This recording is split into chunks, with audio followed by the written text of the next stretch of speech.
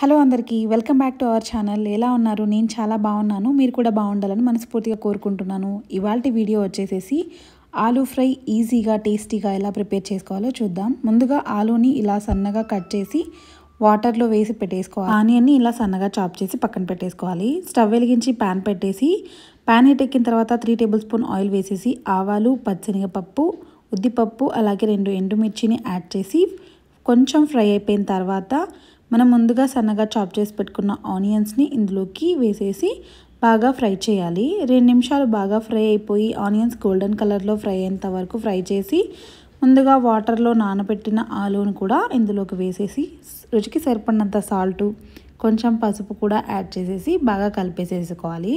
బాగా కలిపేసిన తర్వాత మూత పెట్టి ఒక 15 నిమిషాలు అసలు వాటర్ ఏమీ యాడ్ చేయకూడదు. జస్ట్ సిమ్లో పెట్టి బాగా ఫ్రై అవ్వనివ్వాలి. అది ఫ్రై అయ్యేలోపు మనం ఒక మసాలా రెడీ చేసుకుందాం.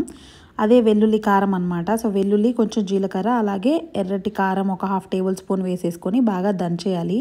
సో కచ్చా పచ్చగా దంచుకోవాలన్నమాట. ఇది దంచేసి దీన్ని చేత్తో తీస్తే కారంగా ఉంటుందనేసి ఇలా స్పూన్ సహాయంతో తీస్తున్నాను అనమాట. సో ఈ మసాలాను కూడా మనం ఈ ఆలూలోకి వేసుకోవాలి. సో ఈ ఆలు మొత్తం ఒకసారి అడుగు అంటుతుందా లేదా అనేసి కలిపేసేసి మనం నూరి పెట్టుకున్న వెల్లుల్లి కారంని కూడా యాడ్ చేసేసి ఈ వెల్లుల్లి కారం ఆలూకు మొత్తం పట్టేలాగా కలిపేసేసి మరో 10 నిమిషాలు లో ఫ్లేమ్లో ఫ్రై చేయాలి. 10 నిమిషాలు కుక్ అయిన తర్వాత మూత తెరిచి అడుగంటకుండా ఒక 2 సార్లు ఇలా తిప్పేసేసి ఫైనల్గా ఇందులోకి కొంచెం కరివేపాకు, కొత్తిమీర వేసేసి ఒక 2 సార్లు కలిపేసేసి స్టవ్ ఆఫ్ చేయడమే. ఇంతేనండి, ఆలూ ఫ్రై చాలా సింపుల్గా అయిపోయింది కదా, అండ్ అంతే టేస్టీగా కూడా ఉంటుంది.